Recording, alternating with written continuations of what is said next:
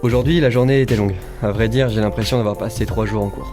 On a parlé d'une critique sur la sociologie des techniques de Bruno Latour. Un sociologue, anthropologue et philosophe des sciences français, né le 22 juin 1947 à Bonn. Il est connu pour ses travaux en sociologie des sciences. Il a mené des enquêtes de terrain où il observe des scientifiques au travail et décrit le processus de recherche scientifique, d'abord comme une construction sociale. Dans ce texte, j'ai relevé 3 parties importantes, dont je vais tout de suite vous parler. On commence avec l'innovation. Les innovations, à ne pas confondre avec les inventions, font référence à la conception et la mise en œuvre de nouvelles solutions, qui impliquent un changement conceptuel, de processus, de produit ou organisationnel, qui vise, en fin de compte, à améliorer le bien-être et le bien-être des individus et des communautés. Ensuite, la socialisation des innovations. Bruno Latour étudie le processus d'innovation technique. Son analyse du processus s'appuie sur la théorie de l'acteur réseau. Mais si, l'acteur réseau, tu te souviens, c'est le truc dont on a parlé dans la première vidéo. Latour invite à la pratiquer d'une anthropologie symétrique. Il s'agit d'une réflexion sur la méthode scientifique et philosophique de la modernité, s'appuyant notamment sur des concepts développés dans le cadre de la théorie de l'acteur réseau. Son anthropologie symétrique met en évidence les relations entre les objets techniques et des êtres non humains. Sa méthode conduit à désacraliser l'invention géniale. En gros, une invention géniale, c'est une découverte, une nouveauté imaginée qui n'a jamais existé avant, quoi. Genre pas comme la sauce ketchup mayonnaise qu'on avait l'impression d'avoir inventée quand on avait 5 ans.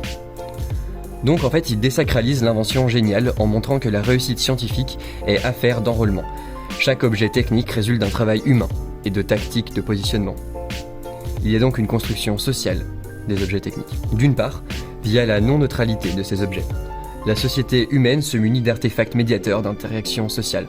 C'est très compliqué, mais en fait, c'est juste le Dodan qui matérialise le but de ralentir les automobilistes pour assurer leur sécurité. D'autre part, Latour dit que les humains sont beaucoup trop mêlés aux techniques pour que celles-ci les gouvernent. Bref, je reviens en 2 minutes, je vais juste mettre à jour mon cancer. En attendant, je vous laisse avec ce court documentaire sur les marmottes canadiennes, ça représente à peu près mon état mental.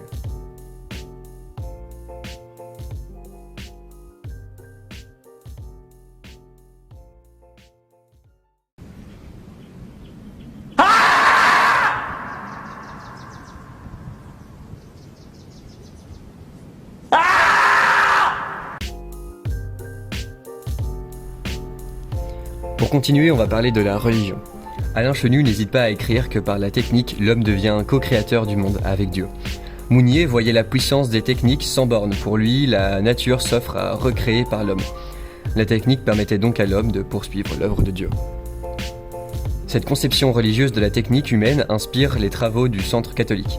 La religion ici exercée est une forte influence dans tous les débats d'après-guerre sur les implications de la pensée catholique dans les recherches, la politique et même la science. Le père Rousseau écrira « Si nous sommes attentifs à sa signification, la technique nous permet d'assumer pleinement notre liberté et d'en accepter les risques. C'est un empirisme très métaphysique. » Ici intervient l'anthropologie promue par Latour. Il présente même sa théorie d'acteur réseau comme empiriste, fondée sur l'observation des objets concrets et de pratique des techniques. Et comme nous l'avons vu, sur le rejet des grandes constructions telles que les notions de la société et de nature. Son approche apparemment désinfectée des références transcendantes ou religieuses rassure les esprits inquiets des conséquences et du progrès technique.